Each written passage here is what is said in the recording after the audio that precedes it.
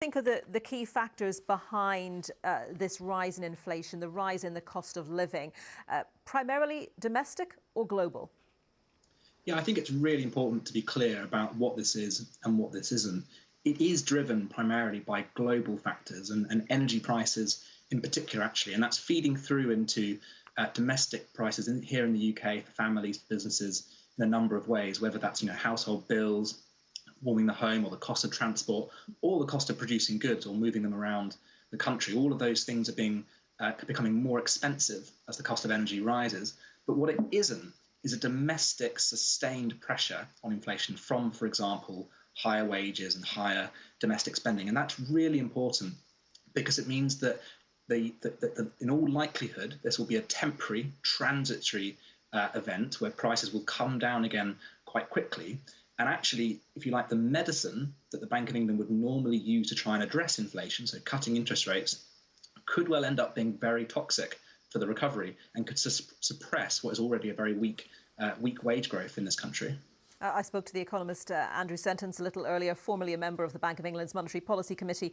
He thinks that a rise in interest rates is likely over the next couple of months, perhaps not before Christmas, but early into the new year. So would a modest rise be a problem as far as you're concerned?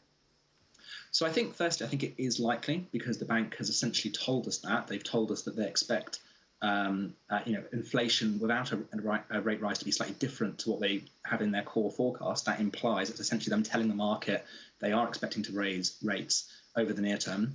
I really worry that that would be a big policy error. We only have to look back to, say, 2012, where the European Central Bank was faced with a similar issue with inflation that went above target temporarily by quite a bit for a short period of time. And the central bank responded by increasing interest rates.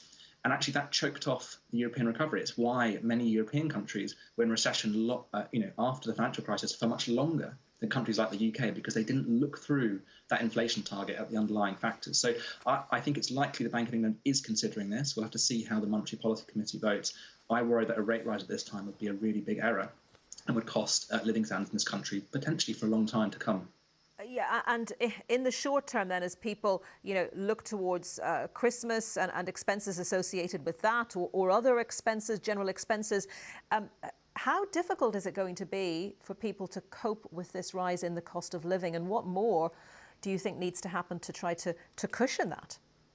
Well, we've got a real issue because families are facing a double pinch at the moment. It's both their prices rising, but at the same time, a lot of the support mechanisms that government put in place to help people through the last couple of years of pandemic have also been taken away. So whether that's the furlough scheme or the £20 uplift, we have the much heralded top up to universal credit at the budget, where the taper rate and work allowances were invested in. But that's still left 3/4 of people on universal credit with less money than they would have had if the £20 uplift had stayed in place. So there's a double pinch here, and part of it is driven by policy. It's not just prices.